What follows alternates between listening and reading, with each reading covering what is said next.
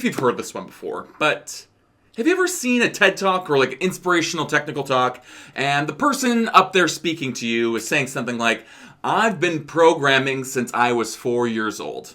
I've been a genius since the beginning. Maybe even I've designed and built my own protocol droid from scratch when I was a child. Have you heard that before?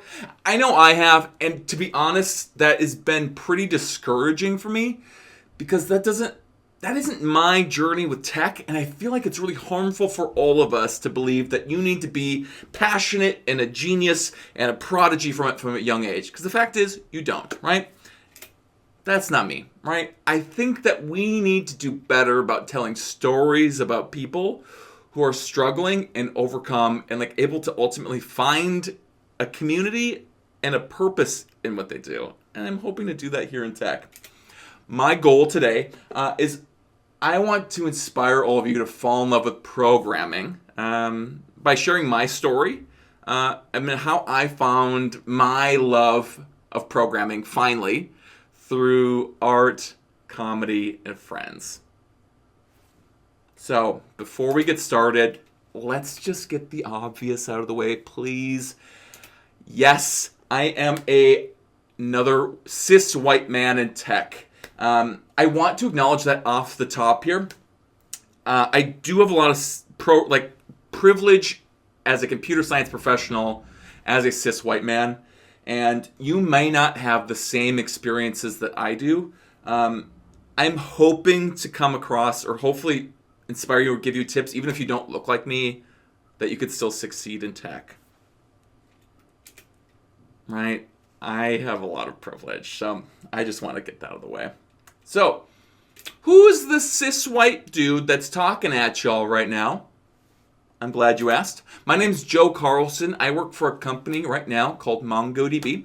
I'm a developer advocate and software engineer, which means I get to make cool things for you, developers. I write, I make documentation, I make videos like this. Whatever you need from me, I'm there to make. I'm your humble servant. If you ever want to get a hold of me, the best way to do that is on Twitter. I'm also on TikTok and, of course, my website. If you ever see a QR code anywhere in this talk, go ahead, scan that with your phone. That'll take you to a page with all the resources we discuss here and video, whatever you need, it's all going to be there for you. Lastly, anything I say in here, just know it is of my own humble opinion, so just be aware of that. Okay, cool. So a little bit my journey. I'm currently a developer advocate. I get to speak at cool conferences. I get to do cool TED Talks like this. I feel extremely lucky and privileged. I've also been a full-stack JavaScript developer at one of the best developer boot camps in the world. And that's where I think I got great at teaching these concepts, programming concepts, to a very beginner-friendly audience, as well as like developing empathy for people who are joining the industry. Because I know it's tough. I've been there. I've worked with students all the time who've been there. I want to make that better for all of us. I've also been a technical lead for a very large e-commerce company. Think Black Friday and Big Blue price tags. Does that give it away? Hopefully. I've been a technical lead for the front end of a very large e-commerce site in the US. Okay, and as of today, I am someone with the great honor of being here, speaking to all of you, and giving this TED Talk. I feel so lucky and privileged to be here, honestly, so thank you so much. So, let's start with I want to start at the beginning. And I'm not talking about the dawn of the Unix epoch, what is that, January 1st, 1970? For whatever reason, that's what computer professionals deemed the beginning of time. Whatever, good enough. I'm not going back that far. I'm not that old. But I do want to start back in college. So, as I was putting this little talk together, I realized that if any of my computer science professors saw me here doing this talk with y'all, they'd be rolling right now. College was very hard for me. I started going to school in 2008, and I'm sure, as we're all very aware of now, that the economy, once-in-a-lifetime economy collapses are now becoming fairly common. But I started going to school in 2008. And if you remember that was it was a couple of economic crashes ago, whatever. But I went in 2008. I started studying physics, sociology, and art history, and a little bit of math. And it took me, I didn't switch over to computer science to my junior year, actually. It was pretty late in my career. It was not what I initially wanted to do. And to be honest, I started taking computer science classes out of fear.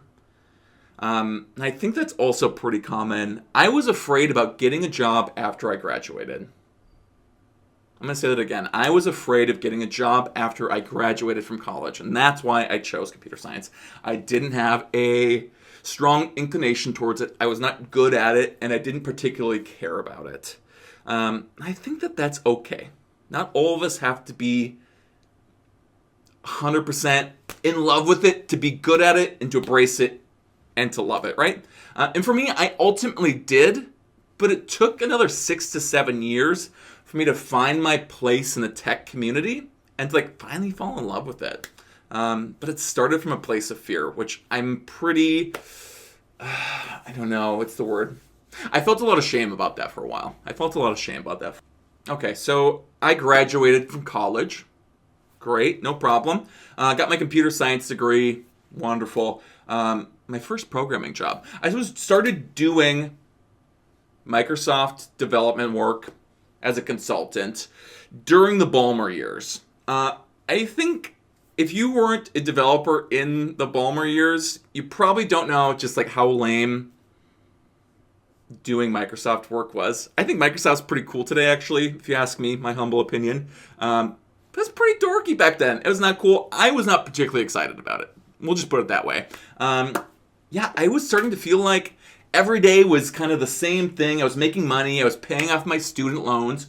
Great. But I wasn't really getting a lot out of it, and I was just feeling like I was going through the motions. In fact, I thought I was failing pretty bad at it in this time of my life. I graduated, and I was not a great computer scientist. I was not great at programming. I didn't care. And not having community of people or the motivation to want to get good at it really impacted my ability to grow and learn and become a better software engineer. So I was actually prepared to give it all up, and I ended up moving down to Honolulu, Hawaii. I had a great opportunity there. I had moved with the clear intention of giving up programming forever and becoming a surf bum. This didn't actually end up happening for me, and I think there's a couple of great reasons why. So I ended up hanging out with a lot of the local surfer, hacker, punk community. And we ended up sort of making cool stuff together. Building, collaborating, making stuff. That's where I really saw the value of being able to make and build cool stuff that you actually care about. That was the first time I'd ever done that, right? I was like, oh, I can make cool stuff. I can make what I want. I can show and share interesting art projects that I programmed. I had never considered that before. I didn't have friends that could have shown me that that's what was capable, or that was something I could do. I ended up staying inside and programming a lot more than I had previously intended. It turns out I'm not a very good surfer. And it turns out I'm much better at programming. Who knew? Making fun art and making cool web applications was the thing that really got me going. I loved it. Which is kind of weird. I moved to Hawaii to just hang out outside all the time and ended up just hanging out inside and programming a lot. So in particular, I found a special interest in building out art applications. I personally think that computers and the internet is the artistic medium of our generation. I'm going to say that again. I think computers and the internet are the artistic medium of our generation. The internet is a thing that's defined us as a sociological group. And I think the people watching this talk right now, we're uniquely positioned to explore that medium and what that says about us. by making collaborative, real-time, massively scalable projects using computers, VR, and the internet. I think that's amazing. And I think that since we're able to do that, I want to explore that space personally. It's so open. And to be honest, there's not enough people exploring that space right now. So I love art and tech. But even more than art and tech, I love stupid shit in tech. I love that fine line between just a totally ridiculous dumb project and a genius project. I love putting computer chips in things that they don't belong in. I love making them do things that you wouldn't expect them to do. I think that's kind of fun. In fact, I co-organized a hackathon called the Stupid Shit and Terrible Ideas Hackathon. Excuse me. Where we just got a group of people together and built things that should not be built. The idea is to develop a community of people who just want to build stuff for fun with their friends. There's no purpose, there's no goal. We're just exploring and playing with this medium together. I think that's the future. I think that's the future of art and tech.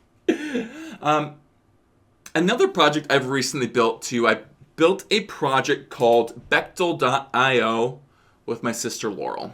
Now, if anyone's familiar with the Bechtel test, it's a film test that has 3 rules. It's a film with 2 or more named female characters that have a conversation with each other about something that's not a man or men. My sister and I co-wrote a software program where you analyzes movie scripts in bulk to determine if it passes the Bechtel test or not. And then my sister wrote a big research paper on it. Another one I recently wrote too was Punk. It's a application that analyzes the punctuation of ebooks to determine how authors use punctuation in different ways. And you can do cool visualizations on that as well. The point is, I think all of us watching this have these skills to explore this unexplored space that makes me personally excited. And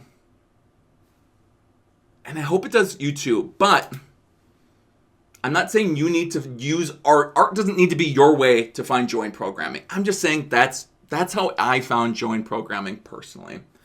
What I am, in fact, saying is if you aren't finding any joy in programming, you need to find or create a community of people that helps you find joy.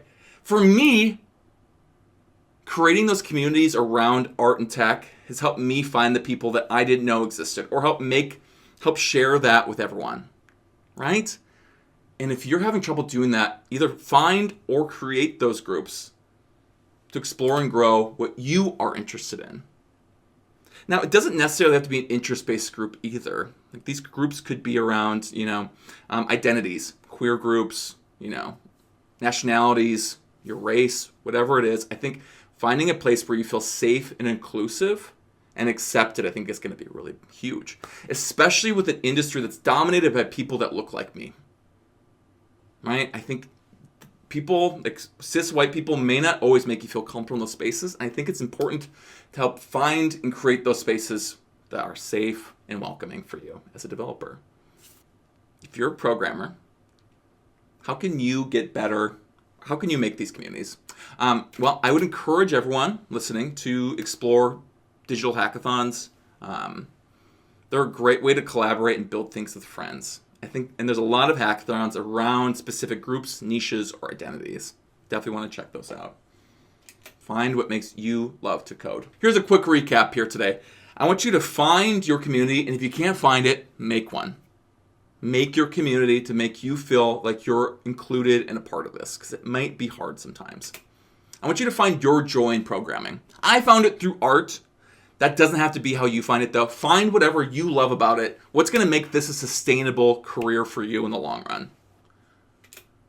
And lastly, I want you to just build stuff and have fun. That's it. Just try to build stuff and have fun. That's it for me. I just want to say thank you so much to everyone. This has been an amazing experience. Be sure to hit me up online. Again, you can reach me on Twitter, my website, whatever. And all the links and resources here can be found at joekarlsson.dev/ or CS, or you can scan that QR code.